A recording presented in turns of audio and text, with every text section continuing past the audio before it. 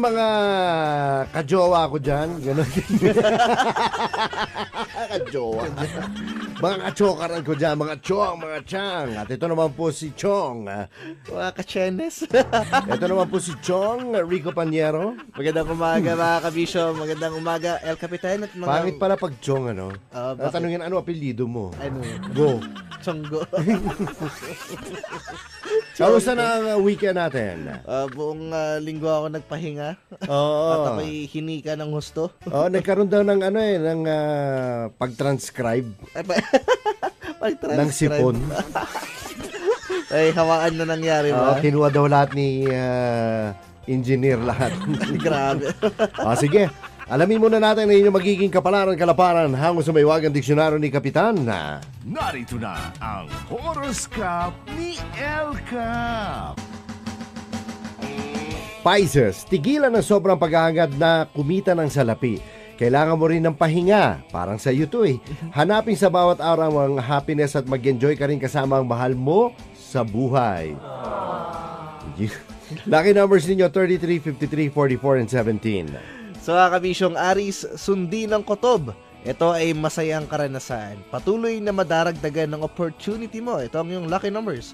23, 46, 39, at 15. Sa mga Taurus naman, exciting ang process kapag pagtutuunan ng evolution ng idea. Magkakaroon ng masaganang negosyo. Ang mga numero ninyo 33, 46, 29, and 53. Sa mga kabisyong Gemini, masaya ang karanasan na mangyayari. Nasa proseso ang pagganap sa exciting adventure ng buhay. Lucky numbers 43, 36, 59, at 12. Cancer, ano man ang hiling, mabubuo at mananatiling masaya ang araw mo ngayon. Ingatan ang health. Lucky numbers 53, 36, 29, and 15. Sa mga Leo, ang wealth na hinahangad ay makakamit kung ngayon pa lang ay pagsisikapan ng isagawa ang mga plano. Ito ang yung lucky numbers 33, 46, 58, 21. Speaking of wealth Wealth. Oo, wealth, diba? Kayamanan. May isa kong kaibigan na si Elite dito. Tagal mo ng kaibigan niya, ano? Tagal na yan. Nag-decide na ngayon na mag-apply ng trabaho. Tinanong siya ngayon ng employer niya. What is your strength? Strength. Anong kalakasan mo, sabi sa kanya. Kasi gusto kong malaman, 'di ba, kung ano yung may ambag niya sa kumpanya. Okay. Sabi niya, wala po akong work experiences pero magaling po akong mambola. Magaling akong mambola, magaling akong manggoyo ng tao. Ano naman ang kahinaan mo, sabi nung employer niya. Ang mga titig mo. Kaibigan na naman.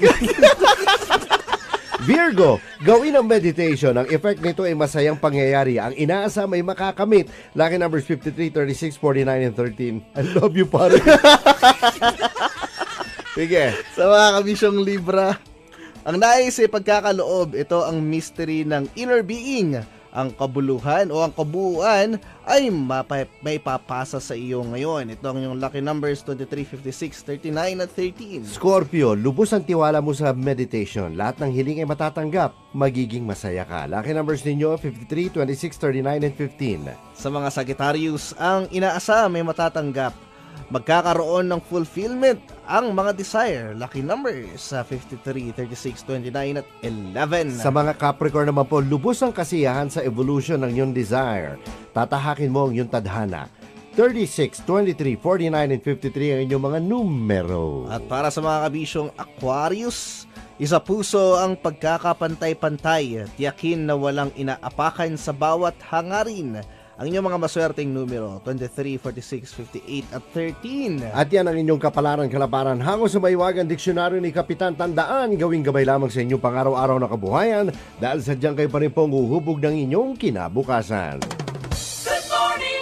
Shoutout mga kabisyo. Shoutout natin muna El Capitan, ang Players Barbers, si Sir Adam at si Kuya Pau Pau.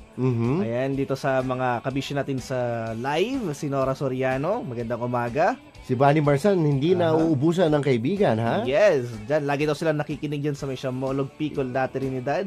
At salamat daw DJ Guapo. Maraming salamat. Kay Nora Saan Soriano. dyan? Sa pinakahuli.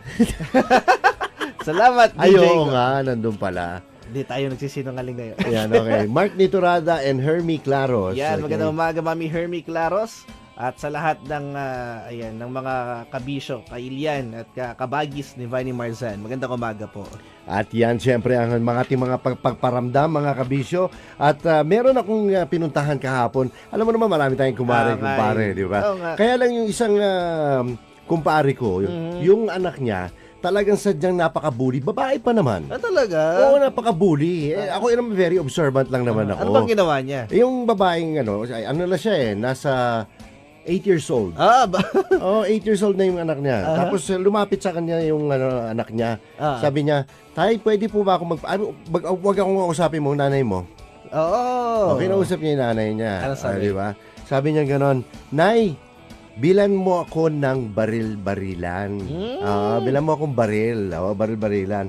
Bakit? Babarilin ko si kuya.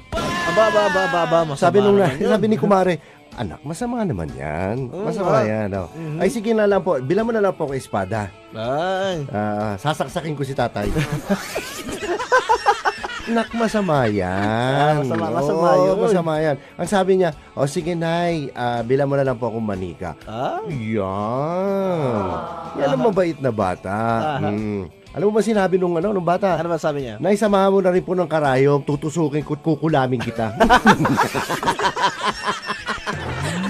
Magaling na bata. Bully talaga. Bully na bata. Meron ka pa bang entry? Meron pa. Sige, go. Ay, may kumpare din ako. Hindi pare, Hindi kumpare lang. Kumparing Renato. Okay.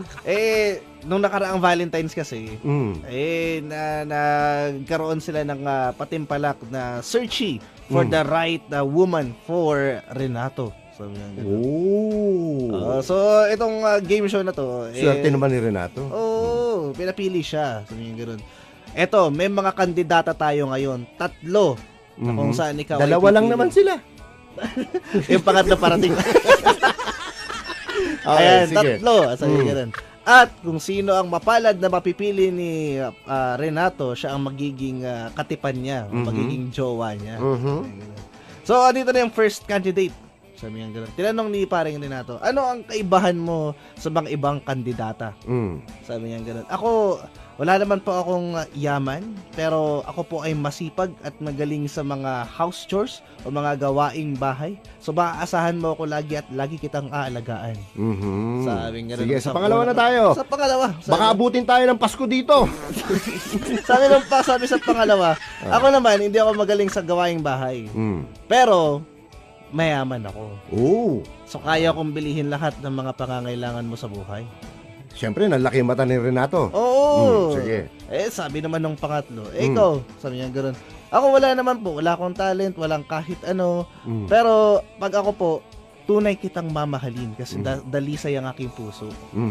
Alam mo ba kung sino yung pinili ni Renato? Sino? Yung pangatlo. Bakit nga? Malaki ang joga. May nakikinig naman ng mga babae. Grabe ka naman. Hindi mo ilang pipiliin mo.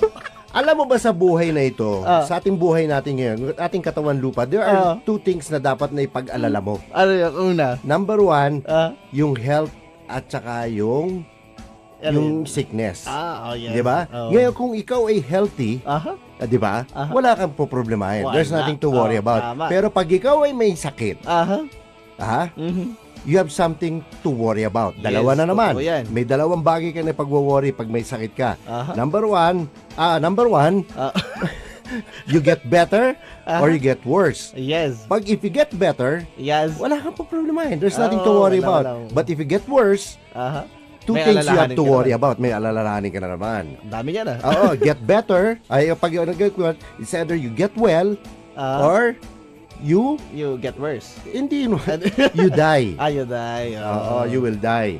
Pag ikaw ay naging mabuti, wala kang problemahin. Tama. Pag namatay ka, meron ka na naman dalawang papoproblemahin na naman. Meron na naman. Di ba? Ano yung muna? Di ba? Pag namatay ka, it's either you go to hell or you go to heaven. If you go to hell, there's nothing to worry about. Yes. If you go to heaven, 2 things may happen to you. Ano yung isa? Ano yung una? You get original or extra crispy. At pag ikaw ay napunta doon at naging crispy ka, there are 2 things. Eto na ngayon, pag namatay ka naman, ito yung sinasabi nga nila, dalawa yung pwedeng mangyari sa'yo na maganda. Alam mo, ang buhay, kahit pag namatay ka, maayos man yan eh. Tama. Oo, meron mga bagay na magaganda pwedeng mangyari sa'yo. May oras pa naman. Aha. Yung pag namatay ka, pwede kang mag-iisang alabok. Oo, tama. Diba? Na Tama, lupa. tama. Or pataba na lupa. Oo, tama. Diba? Pag ikaw ay naging alabok na lupa, pwede kang mahipa ng hangin, pwede kang makatour sa ibang bansa. Libre yun. Aba! Libre yun. Siyempre, pag ginihip ka ng hangin. Ngayon, pag ikaw naman ay naging pataba ng lupa, two things na may magandang pwedeng mangyari sa'yo. Ano yung una? Yung una, pwede kang tubuan ng mga bulaklak. Aba, magaling. Parang maganda. pang gardening, Oo. di ba? Ang pangalawa? Or pwede kang gawing isang matayog na puno. Aba! Oo nga no. Pag naging matayog na puno ka, two things may happen to you. Aba, meron pa. Pwede kang maging tabla. Ah! Di ba? Tama, Maging tama. tabla. Ngayon, pag ikaw naman ay naging tabla, meron po pwedeng maganda yan. Magiging ikaw ay foundation ng mga matataas na Oo, building. tama. Di Pwede ba? maging bahay, mga ganyan. Pag puno ka, pwede ka rin maging Aha. papel. Aba, oo nga. Mhm. Di ba? Pag naging Yes. papel ka, two things may happen to you again. Ano yung una? Pwede kang gawing sulatan na papel. Tama. Oo. Magagawa ng kasaysayan. Pwede kang maging tissue paper. Pag naging tissue paper ka, two things may happen to you again. Oo, two things Ano yung may una? happen to you. Una, pwede kang baka pagpatanggal ng umiiyak, magpahid ng luha. panluha. Aha. Or, di kaya, pag yung gano'n na nangyari, okay ka, nakaka-relieve ka. Yung pangalawa, gagawin kang pampunas ng mga pinampili mo na babae. Ngayon, pag pinampahid ka nun ng babae, two things may happen to you again. Talaga, meron pa. Oo. Ano yung una? Yung una, ipapapahid ka sa unahan. At Tama. then masasabi mo sa sarili mong malapit ka na talaga sa langit. Yung pangalawa, Pag pinahid ka, ipaplas ka na sa inodoro.